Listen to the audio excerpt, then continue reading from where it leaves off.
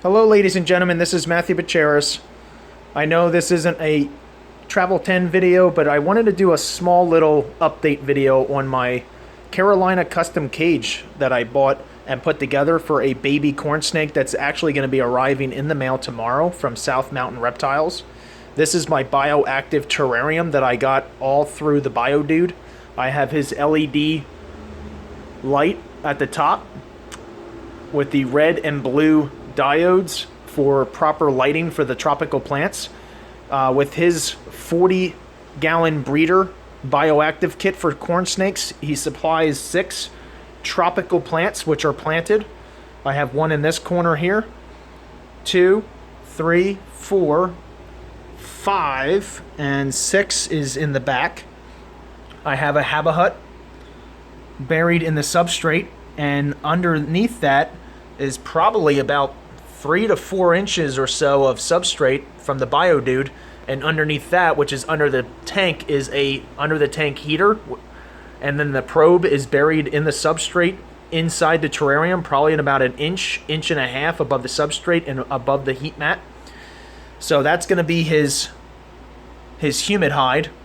I have his habahut heater, under the tank heater, with some moist sphagnum moss in the back, all the way in the back. You probably can't see it in there. That's going to be his hot side with the under the tank heater. On his cool side, I decided to do a primate skull. Thanks to the Bio Dude's website, I purchased the primate skull, so the little baby corn snake can go in there and hide on the cool side. There's even a hole in the back of the skull that he can go in and out, and then he can also come in and out from the eyes. Not so much the nose, those holes are pretty small, but he can also burrow underneath the substrate and come up from the bottom of the primate skull. And then obviously there's his water dish. I don't have water in there now, only because I get the corn snake in the mail tomorrow, so that's when I'll put fresh spring water in there. That's pretty much it. I have the jump start.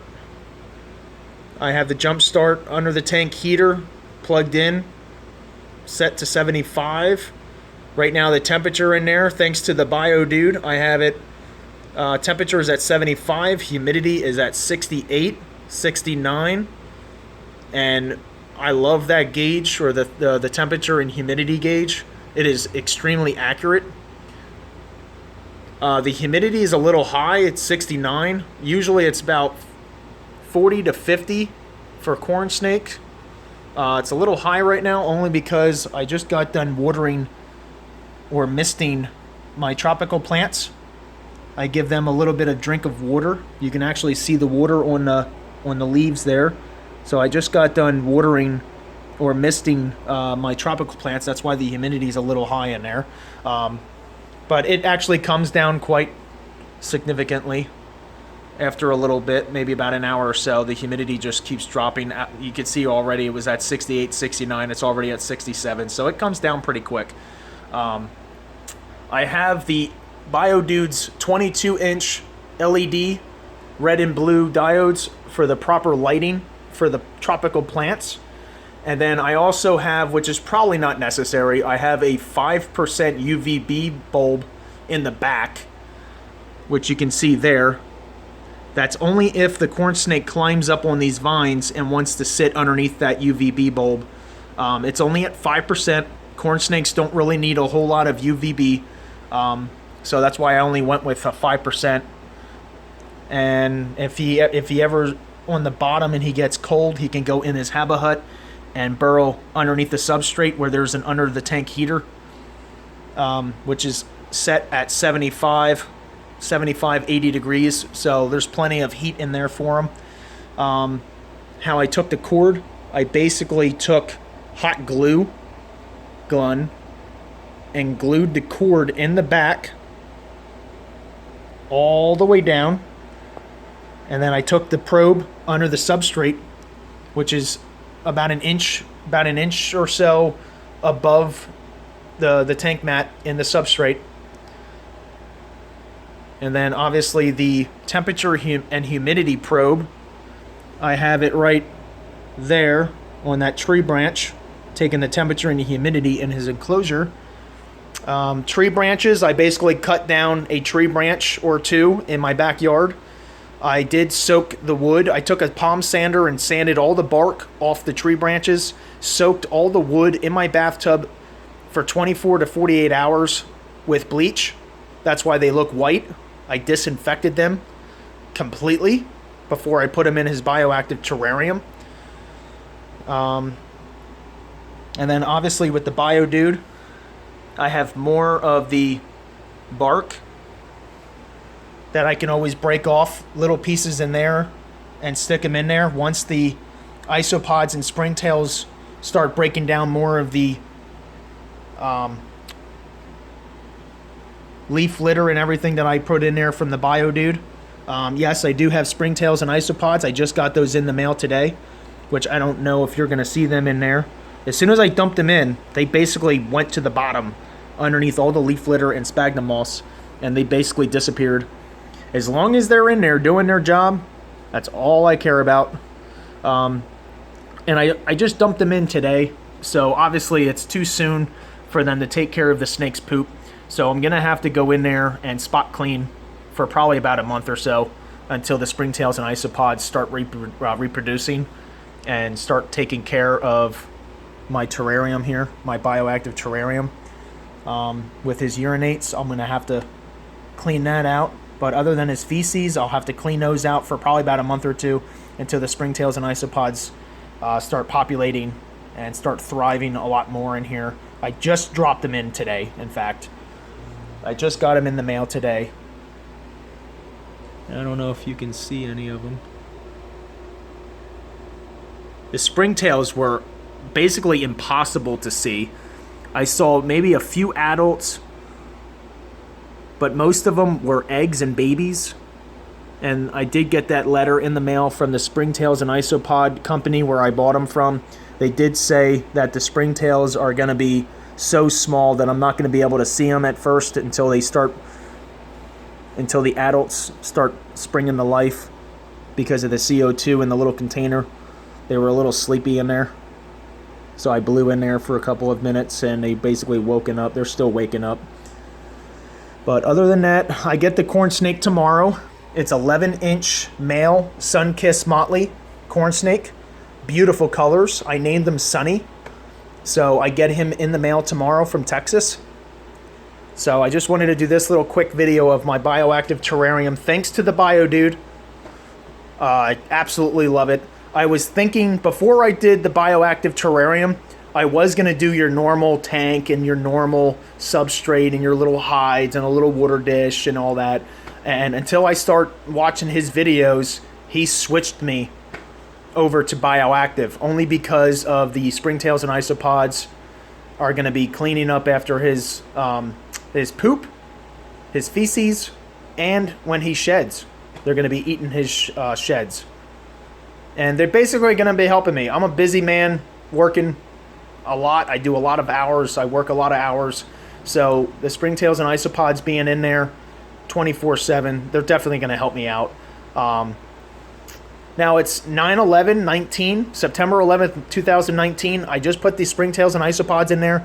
So as you can tell, there's a lot of leaf litter and sphagnum moss. A lot of biodegradables are still in here from the BioDude's kit. So I'm going to do an update video, maybe about a month or two, and show you how much of the biodegradables went down.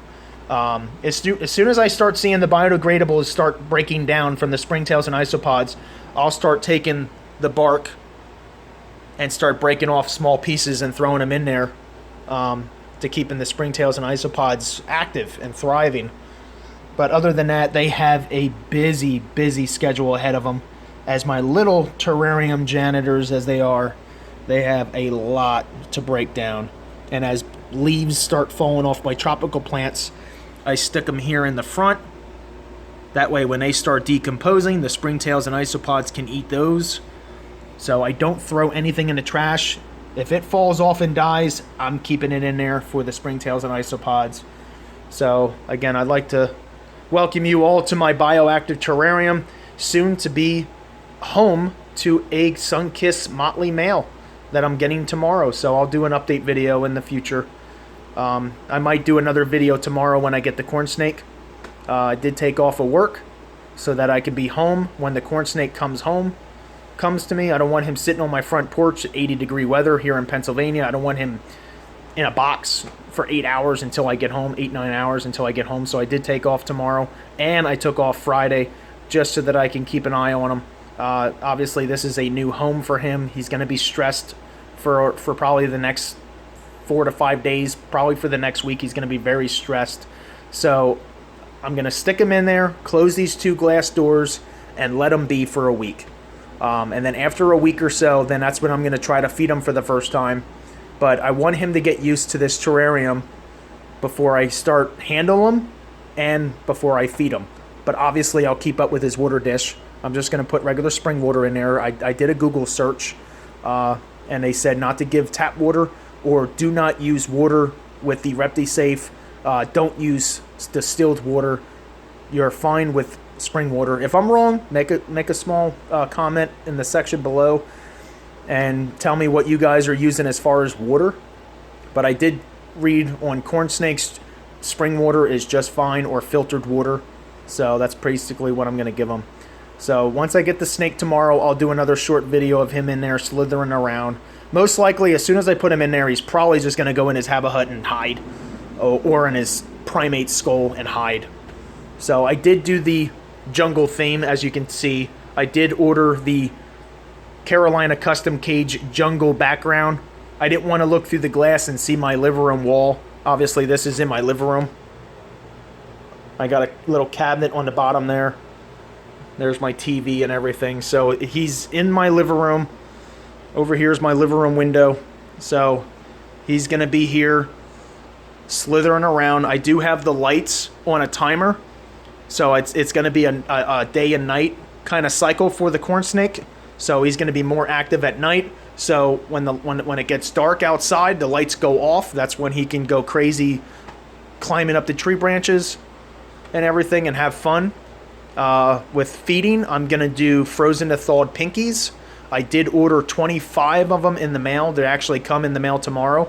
So for $49, I get 50 of them frozen. That'll last me for months, 50 weeks. So I'm good with that, with frozen pinkies. Like I said, he's 11-inch male, sun-kissed motley, so I'm going to give him 1 pinky a week and see how he grows, see how he sheds. I'm curious how his colors are going to brighten with every shed. So once I get the snake tomorrow, I'll do another short video of him in there. And that's pretty much it. So thanks for watching.